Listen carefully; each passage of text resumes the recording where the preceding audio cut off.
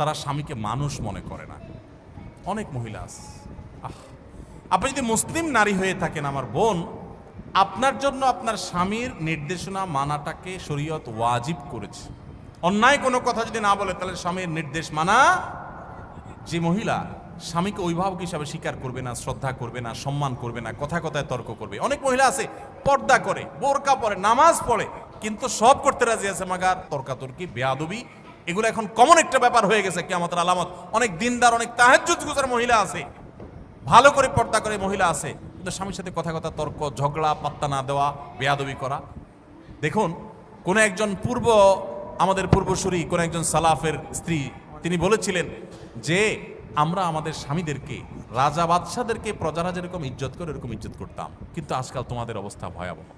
আল্লাহ আমাদের বোনদেরকে হেদায়েত পাওয়ার তৌফিক নসিব করুন।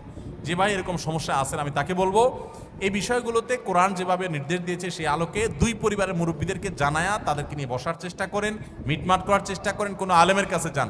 আমাদের আসুন্নাহ ফাউন্ডেশনে প্রতিদিন অফিস টাইমে, শুক্রবার ছাড়া অফিস টাইমে আলেমরা বসে থাকেন ডেস্ক নিয়ে ফ্যামিলি কাউন্সিলিং এর জন্য। স্বামী স্ত্রীর মধ্যে বোঝাপড়ার গরমিল হলে সেখানে যাবেন, আলেমরা বসে উভয়কে মিটমাট করে দেওয়ার চেষ্টা করবেন, মীমাংসা করে দেওয়ার চেষ্টা করবেন, কার ভুল আছে তাকে নসিহত, আদর, স্নেহ দিয়ে কাউন্সিলিং করার চেষ্টা করবেন। এবং এভাবে আপনি এই সার্ভিসটা অন্য কোনো জায়গা থেকেও চাইলে নিতে পারেন, আপনি সেই সার্ভিসটা নেন। তারপরেও হুটহাট বিচ্ছেদে যাবেন না। এরপরে কোনো পথ না থাকলে একাধিক আলেমের সাথে পরামর্শ করে ঠান্ডা মাথায় ভেবে চিনতে তারপরে প্রয়োজন হলে তখন বিচ্ছেদের চিন্তা করবেন, তার আগ পর্যন্ত থাকার চিন্তা করেন। আল্লাহ তাআলা এই ভাইয়ের সমস্যা দূর করে দেন, আমরা দোয়া করি। আপনি যদি সবর করেন, আল্লাহ আপনার কাছে আপনি বিনিময় লাভ করবেন।